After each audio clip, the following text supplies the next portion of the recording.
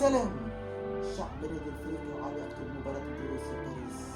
Created by the poor, stolen by the rich. صنعها الفقراء وسرقها الأغنياء.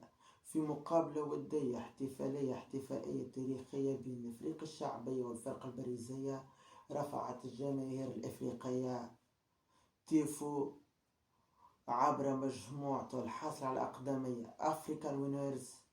والتيفو كانت غاية في العالمية من حيث البلاغة ومن حيث الجمالية.